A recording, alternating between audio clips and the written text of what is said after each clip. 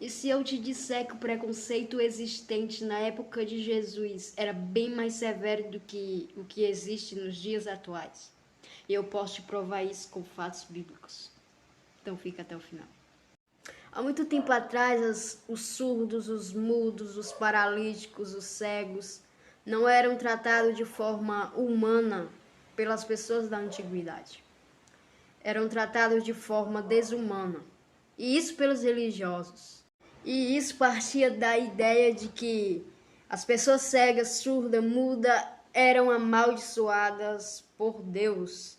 Era através deles que Deus estava tratando de castigar os seus pais ou os seus outros familiares, avós, etc., pelos seus pecados. Ou seja, essa pessoa seria a pessoa escolhida para ser amaldiçoada, para pagar pelos pecados dos seus familiares.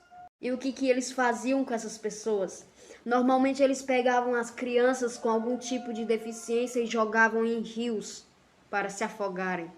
Normalmente eram mortas, normalmente sofriam algum tipo de violência e, em muitos dos casos mais comuns, eram abandonados pelos seus pais.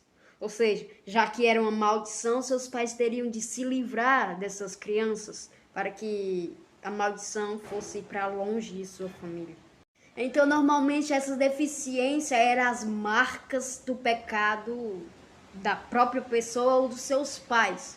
Então, várias pessoas não queriam encostar nessas pessoas. Então, normalmente, essas pessoas eram excluídas da sociedade.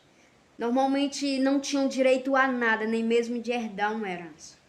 E uma prova disso é o que está escrito lá em João, capítulo 9, versículo 2 ao 3, que diz: E os seus discípulos lhe perguntaram, dizendo: Rabi, quem pecou, este ou os seus pais, para que nascesse cego? Aí Jesus disse: Nem ele pecou, nem os seus pais, mas foi assim para que se manifestassem nele as obras de Deus.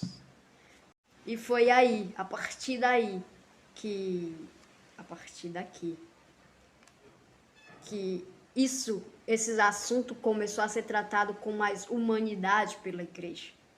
A igreja passou a ver esse assunto com outros olhos.